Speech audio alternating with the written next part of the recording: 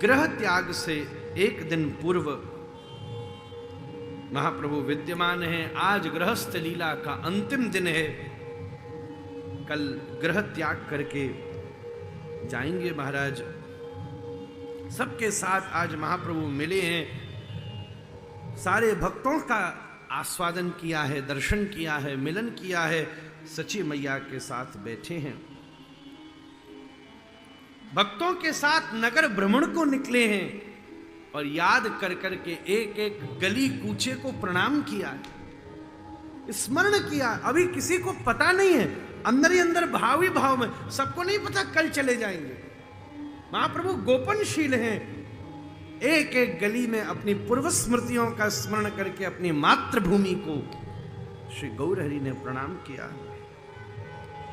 महाराज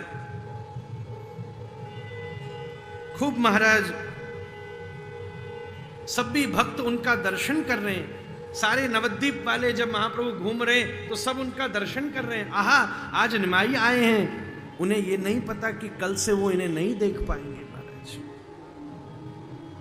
सब ये बात आनंद से हुई।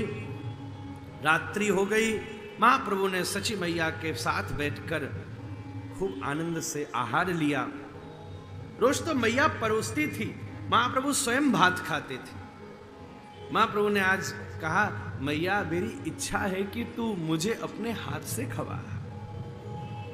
आज सची मैया ने खुद कौर तोड़ तोड़ के गौरहरि को खवाया। मन ही मन महाप्रभु को मालूम है कल से तो ये सौभाग्य प्राप्त नहीं होगा। महाराज बिना पलक झपके मैया को गौरहरि ताकते, क्योंकि कल से ये ताकना संभव नहीं होगा। अपने शयन गृह में मैया को प्रणाम करके प्रवेश किया। विष्णु प्रिया प्रतीक्षा कर रही थी। योग माया जी ने लीला की। श्री विष्णु प्रिया जी के हृदय में अनंत उमंगों की जागृति हुई। आज श्री महाप्रभु ने विष्णु प्रिया देवी का कांचन श्रृंगार किया।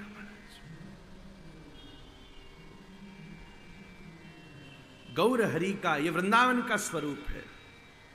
बड़े बड़े लोगों का सन्यास ह्रास से और कष्ट से प्रारंभ होता है। गौरहरि का सन्यास तो विलास से प्रारंभ होता है। आज बैठकर श्री विष्णु प्रिया देवी का परम श्रृंगार किया।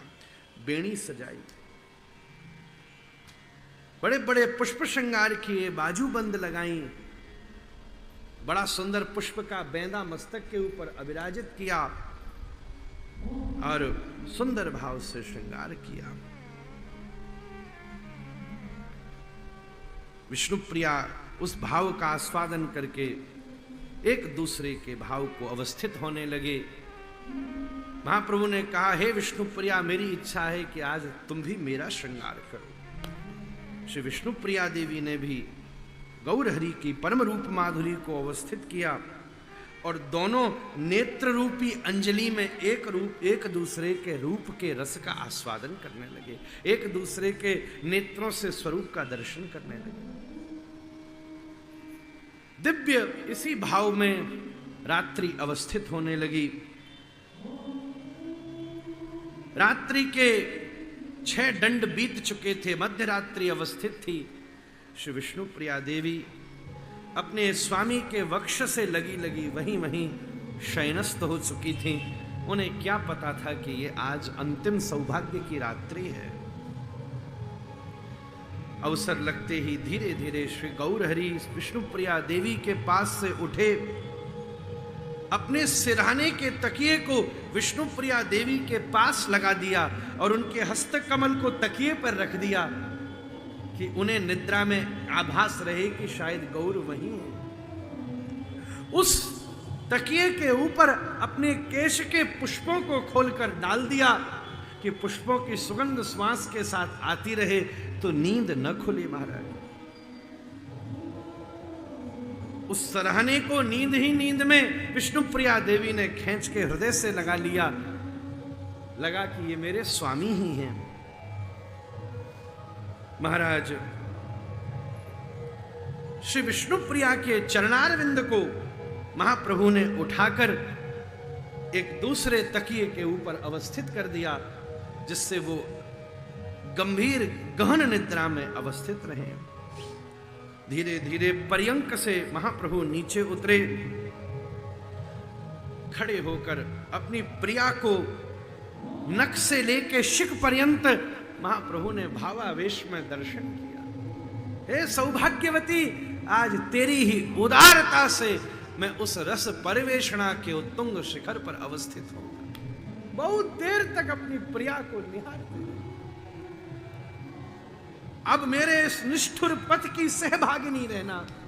महाप्रभु दरवाजा खोलकर आंगन में आए। धीरे से देखा, सामने जननी का कक्ष था, बाहर पादुका उतरी हुई थी। गौरहरि ने पादुकाओं को उठा के अपने मस्तक के ऊपर अविराजित किया। धीरे से द्वार खोलकर शयनस्थ हुई अपनी जननी को का दर्शन किया। हे मैया, आज तक मेरे द्वारा किया हुआ भजन तुझे संबल प्रदान करे। मैया, मैं तेरे ऋण से उर्ण नहीं हो सकता। आकर घर के द्वार को खोला, बाहर निकले। द्वार के बाहर खड़े होकर मिश्र पुरंदर अपने पिताजी और संपूर्ण पूर्व पुरुषों का स्मरण करके घर की देहली को दंडवत प्रणाम किया। आज ये परम ग्रह जिसकी क्षत्र छाया में मैंने जीवन बिताया, सीढ़ियों को नीचे उतरकर बाहर नवद्वीप की रज लगी हुई थी। उस नवद्वीप की रज में दंडवत लेट के 3 बार गुलाटी खाई। हे मेरी जननी जन्मभूमि, तैने मुझे ये आसरा प्रदान किया। नवद्वीप धाम को प्रणाम किया। गंगा के तट पर पहुंचे, तभी याद आया, अपने दादा विश्वरूप का स्मरण किया।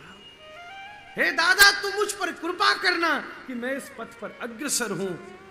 भयंकर ठंड की, शीत की गंगा में, बर्फीली गंगा में गौरहरि कूद पड़े।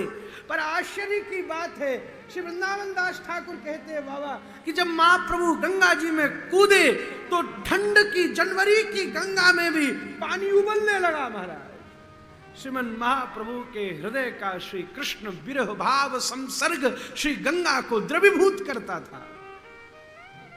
सामान्यतः जब कोई व्यक्ति गंगा में जाता है तो गंगा की लहरें बाहर की तरफ निकलती हैं, पर जब महाप्रभु जा रहे थे तो गंगा की लहरें उल्टी आती थी, मानो भगवती गंगा भी प्रार्थना कर रही हो कि न जाओ, बार बार रोक रही हो। मंद्र मंद्र गति से गंगा पार करके उसी गीले वस्त्रों में श्री केशव भारती जी के कटवा स्थान की ओर चल पड़े। महाराज, आहा, ये बड़े आश्चर्य की बात है। माघ की ऐसी ठंड में गंगा के जल का स्पर्श करना भी बड़ा दुर्लभ विषय है। इधर महाप्रभु जा रहे हैं, अभी रात्रि का ही समय था। विष्णु प्रिया देवी को पुष्प की सुगंध आ रही है, कोमल स्पर्श मिल रहा है तकिए का, पर महाप्रभु के द्वारा छोड़ी हुई श्वास ही तो विष्णु प्रिया ग्रहण करती है। अपने प्रिय के मुख कमल के स्पर्श का अनुभव न होते एकदम अर्धनिद्रित स्थिति में विष्णु प्रिया जागृत हुई। पलंग पर इधर उधर हाथ फेरे, तकिया थे पर पलंग खाली था। 2 क्षण विचार किया, कहीं गए होंगे, कहीं होंगे, पर कोई नहीं आया। तो फिर आंखें खोली, नीचे उतरी तो पादुका वहीं रखी थी पुरानी। पादुका यही है। अपने कक्ष का दरवाजा खुला हुआ था और जब कक्ष से बाहर निकली तो मुख्य द्वार खुला हुआ था। विष्णु प्रिया देवी का हृदय विदीर्ण हो गया। मैया को पुकारा, हा मैया जल्दी इधर आ, मैया जल्दी उठो, मैया जल्दी उठो। मैया घबराती आई, क्या हुआ लाली? बोले वो नहीं है, अब जिनके बिना कुछ नहीं है महाराज। कहां गए मैया? हाहाकार कर पड़ी। रात का समय था, तुरंत मैया ने रसोई घर में जाके दीप प्रज्वलित किया और दिया की रोशनी में निमाई, ओ निमाई, हर कक्ष, घर के एक एक कक्ष में निमाई पुकार पुकार के विष्णु प्रिया आंचल पकड़ी पीछे चल रही है। सची मैया अश्रु निपातन पूर्वक अपने कमरा के एक एक, घर के एक एक कमरा में निमाई, ओ निमाई, द्वार से बाहर निकली। चारों तरफ उसी दिव्य ज्योति में, उस दिया में घी समाप्त नहीं होता, सची मैया के अश्रु ही उस अग्नि को प्रज्वलित कर रहे हैं। ये स्थिति चारों तरफ व्याप्त हो गई। महाराज प्रातः होते होते सारे नवद्वीप में बात फैल गई। सब लोग आने लगे, किसी के सबके शोक का अंत नहीं। प्रभु हमें छोड़ गए, देह है हमारे प्राण चले गए। कुछ श्रीवास आदि वैष्णव घर पहुंचे। घर के चौखट से सिर टेक कर जड़वत बैठी सची मैया सामने निहार रही थी। बस एक ही शब्द मुख से निकलता था, निमाई, ओ निमाई। वैष्णवों का हृदय विदीर्ण हो गया। आहा, सब आके सांत्वना देते, मैया तू चिंता मत कर, हम निमाई को वापस लेकर ही आएंगे। निमाई आएंगे ही आएंगे, सब पृथ्वी छान डाले। हमारे गुरुदेव की आज्ञा है, व्यासपीठ पर ऐसे भावुक होना उचित नहीं है, परंतु बाबा हम भी क्या करें। बड़ा कठिन है इसे कहना, ज्यादा विस्तार करने की हमारी ताकत नहीं है, अपनी गुरुदेव की आज्ञा का उल्लंघन करना भी हमारी ताकत नहीं है। इसलिए विषय पूरा करता हूं। महाराज मुकुंद चंद्रशेखर आचार्य आदि श्री निताई प्रभु को ढूंढने लगे। पता चला, क्योंकि उन्हें पता था कि महाप्रभु कहाँ गए हैं, संकेत किया गौरहरि कटुआ में केशव भारती जी के पास ही होंगे। एकांत में उन्होंने निमाई को ये नित्यानंद प्रभु को ये बात कही थी, इसलिए सब लोग कटुआ जा पहुंचे। पहुंचते ही उन्होंने देखा सुरधुनी तट के ऊपर एक दिव्य विशाल वटवृक्ष के नीचे श्री केशव भारती जी के सामने श्री गौरंग महाप्रभु आंखों से अश्रुधारा विवाहित होते हुए बैठे हैं और हाथ जोड़ जोड़ के केशव भारती जी से संन्यास दीक्षा लेने के लिए प्रार्थना कर रहे हैं। महाराज केशव भारती जी उनके प्रस्ताव को स्वीकार नहीं कर रहे। मैं ऐसा निर्दयी कैसे हो जाऊं, तो मैं संन्यास कैसे दे दूं। महाराज तुम्हारी वृद्ध वात्सल्यमती मैया और तुम्हारी प्रिया विष्णु प्रिया के प्रति मैं ऐसा अपराध कैसे कर सकता हूं, मैं तुम्हें संन्यास नहीं दूंगा। बचने के लिए मन में विचार किया कि मैं इनसे कह दूं कि जाओ मैया से फिर आज्ञा लेकर आओ। फिर मन में सोचा ये मेरे इष्ट हैं, इनको क्या इतना कष्ट देना भी उचित होगा। महाराज इसी असमंजसता में वो बैठते, कभी मन में सोचते ये कोई मनुष्य तो है नहीं, साक्षात नारायण हैं, इनके लिए क्या संन्यास। महाराज आसपास खड़े लोग गौरहरि के इस रूप को देखकर कहते ये साक्षात कृष्ण है। महाराज महाप्रभु कातर भाव से बार बार प्रार्थना करते, आप मुझे वृंदावन भेजने में विलंब न करें, मेरे प्राणेश्वर कृष्ण हैं। अगर आपने मुझे वृंदावन भेजने में विलंब किया तो उसकी पीड़ा में मेरे प्राण यही निकल जाएंगे। जब नित्यानंद प्रभु आदि के प्रति महाप्रभु की दृष्टि पड़ी तो वृंदावन का भाव और उद्दीपन हो गया। आहा, तुम लोग यहां आए, बहुत सुंदर, अब मैं यहीं से श्री वृंदावन जाऊंगा। महाप्रभु नृत्य आदि करने लगे, सभी उसी भाव में स्थित हो गए। मन ही मन सोचने लगे केशव भारती जी कि मैंने जब से इनका दर्शन किया था तब से मैं इन्हें इष्ट मान के इनकी आराधना करता था। मैं इन्हें सन्यास कैसे दूं,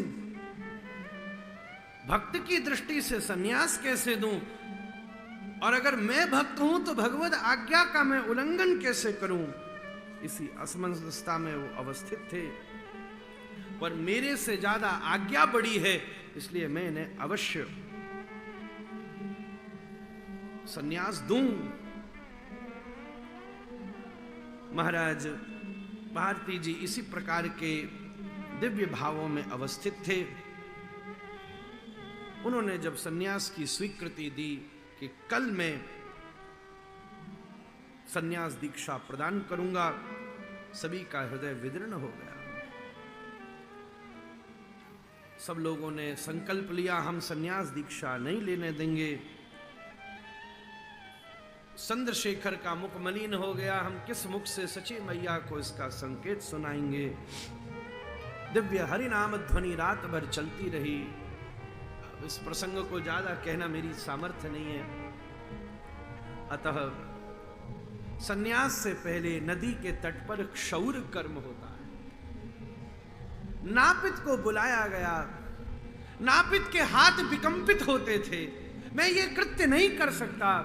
महाप्रभु ने हाथ जोड़ के कहा, भैया तू मेरे वृंदावन जाने में विघ्न पैदा मत कर, अपने हाथ से मेरे केश उतार दे। नापित ने महाप्रभु की प्रसन्नता के लिए बड़ा उद्यम किया। बड़ी मुश्किल से एक एक केश भूमि पर गिरता, एक एक भक्त बेहोश होकर गिर जाता। केश मुक्त महाप्रभु का गौरचंद्र स्वरूप जिसने देखा, जैसे चंद्रमा को देखकर कुमुदों के ऊपर जल बिंदु आच्छादित हो जाते हैं, ओस बिंदु आच्छादित हो जाते हैं, ऐसे ही गौरचंद्र को देखकर सभी वैष्णवों के हृदय में प्रेम उच्छ्वलित होने लगे। चारों तरफ ये व्याप्त फैल हो गई। क्षौर में खूब नृत्य हुआ। कहा भैया नापित को पारिश्रमिक देना धर्म है। मैं बाबाजी हो गया, मैं तुझे क्या दूं, मैं तुझे क्या दूं, मैं तुझे क्या दूं। गौर हरि ने नापित के कान में कृष्ण नाम प्रदान कर दिया। नापित ने भी सोचा आज के बाद क्षौर कर्म नहीं करूंगा। जिसको अपने जीवन भर के इस धर्म का निर्वाह करते हुए श्री गौर हरि की ये सेवा का सौभाग्य मिला, अब ये कृत्य और नहीं करूंगा। महाराज कोपीन बहिर्वास पहनकर गौर हरि आकर भारती जी के बाईं ओर बैठ गए। उन्होंने सबसे पहले श्री केशव भारती जी के कान में एक बात कही कि हे गुरुदेव, मैंने स्वप्न देखा था, उसमें मुझे एक ब्राह्मण ने ये सन्यास मंत्र दिया, आप मुझे वही मंत्र प्रदान करें।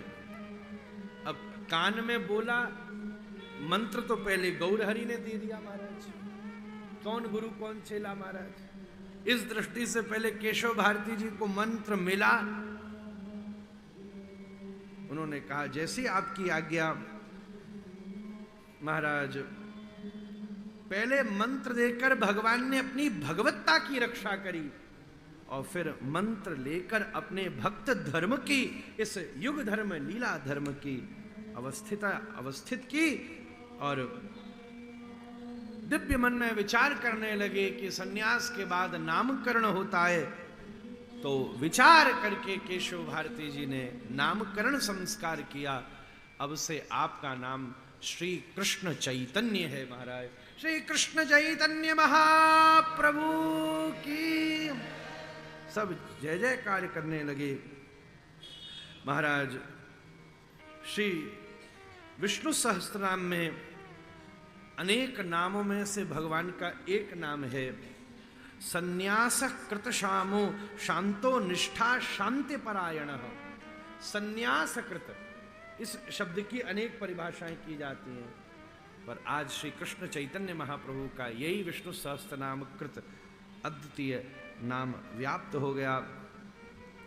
इस प्रकार श्रीमन महाप्रभु के दिव्य भाव में श्री कृष्ण चैतन्य महाप्रभु उस दिन रात्रि के समय वहीं रहे और श्री केशव भारती जी और श्रीमन महाप्रभु ने संन्यास वेश में श्री हरिनाम संकीर्तन किया। महाराज केशव भारती जी ने महाप्रभु को आलिंगन किया। आलिंगन में सात्विक भाव ऐसे प्राप्त हुए कि आज उन्होंने भी दंड कमंडल एक और फेंक दिया। उत्तोलित बाहु होकर श्री महाप्रभु के साथ भावावेश में नाम संकीर्तन करने लगे। महाराज उसी समय महाप्रभु आज्ञा लेकर बोले, मैं वृंदावन जाऊंगा, वृंदावन जाऊंगा, और हाँ वृंदावन कहकर पुकारने लगे। सब लोग उनके पीछे भागे, नित्यानंद प्रभु पीछे भागे, मैं भी साथ आ रहा हूं। वो तो श्री नित्यानंद प्रभु भावावेश में रास्ता घुमा के अभी श्री महाप्रभु को रोक पाए। इस प्रकार श्री गौरहरि दिव्य हरि नाम भाव में अवस्थित हैं। सन्यास की लीला गौरहरि के अद्वितीय है।